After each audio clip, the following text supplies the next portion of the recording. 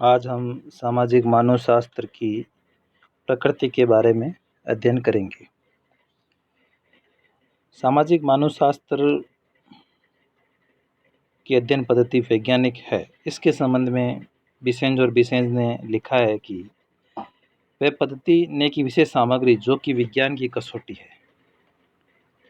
विज्ञान की कसौटी के लिए विशेष सामग्री को बिसेंज ने महत्वपूर्ण माना है। ग्रीव ने लिखा है कि विज्ञान अनुसंधान की एक पद्धति है। इसी प्रकार गिलिन और गिलिन ने लिखा है कि जिस क्षेत्र का हम अनुसंधान करना चाहते हैं उसकी ओर एक निश्चित प्रकार की पद्धति विज्ञान का वास्तविक चिन्ह होता है। अध्ययन की पद्धति ही इस बात को निश्चित करती है कि कोई ज्ञान, कला है या विज्ञान। यदि अध्ययन करने हेतु वैज्ञानिक पद्धति का प्रयोग किया गया है तो अध्ययन से प्राप्त ज्ञान को विज्ञान कह सकते हैं। आधुनिक मानवशास्त्रियों के अनुसार सामाजिक मानवशास्त्र भी एक विज्ञान है, क्योंकि सामाजिक मानवशास्त्र की अध्ययन पद्धतियाँ हैं वो वैज्ञानिक है। इसके वैज्ञानिक प्रकृति या वैज्ञानिक पद्धति किस प्रकार से इसको वैज्ञानिक प्रकृति या का हम कह सकते हैं, कुछ बिंदु हम इसके अंदर देखते हैं। इसमें महत्वपूर्ण बिंदु है कि सामाजिक मानवशास्त्र वैज्ञानिक पद्धति का प्रयोग करता है। सामाजिक मानवशास्त्र को विज्ञान इस कारण कहा जाता है क्योंकि इसमें जो भी नए नए ज्ञान प्राप्त किए जा रहे हैं वे वैज्ञानिक पद्धति के आधार पर ही प्राप्त किए जा रहे हैं। भविष्य में भी वैज्ञानिक विधियों का ही प्रयोग किया जाएगा, ऐसी अपेक्षाएं की जाती है।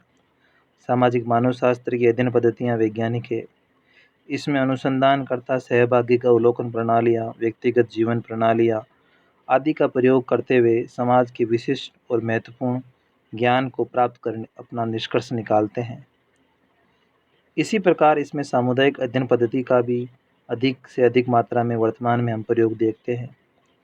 विशेषकर वैज्ञानिकों की भांति सामाजिक अनुसंधानकर्ता अवलोकन पद्धति का प्रयोग करता है।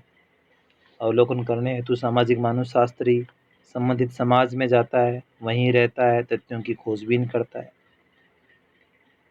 तभी तो एक स्थान पर श्रीनिवासन ने भी ऐसा कहा है कि एक अध्ययन को लिखने के लिए 15-20 वर्ष पर्याप्त नहीं हो पाते हैं।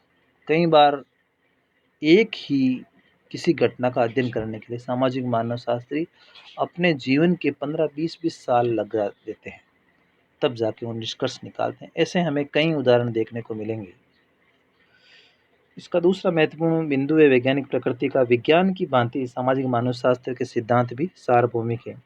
सामाजिक मानवशास्त्र जिन सिद्धांतों का निर्माण करता है वे सभी स्थानों पर मिलते हैं। यदि परिस्थितियों में किसी भी प्रकार में परिवर्तन नहीं आए तो वे सभी सदैव एक जैसे रहते हैं। सामाजिक मानवशास्त्र तुलनात्मक अध्ययन करता है। विज्ञान के तरह सामाजिक मानवशास्त्री इसे एक सामाजिक विज्ञान कहता है, क्योंकि इसमें दो समाजों की वास्तविक स्थिति का तुलनात्मक अध्ययन किया जाता है।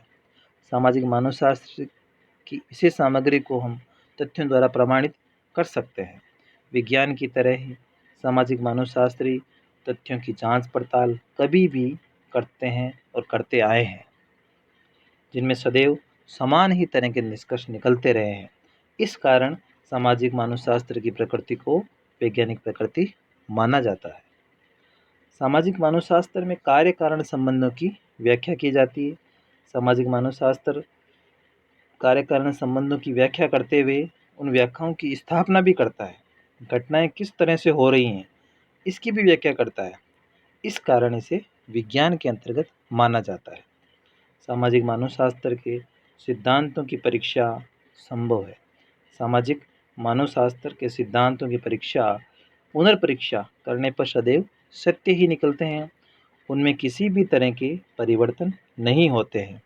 यहाँ तक कि परीक्षा की सत्यता की जांच भी किसी भी व्यक्ति द्वारा की जा सकती है। सामाजिक मानवशास्त्र भविष्यवाणी भी करता है। विज्ञान की एक कसौटी सामाजिक मानवशास्त्रियों के अनुसार सामाजिक मानवशास्त्र में क्या है का अध्ययन तो होता ही है, मगर उसके साथ साथ ये तथ्यों के आधार पर भविष्यवाणियाँ भी कर सकता है।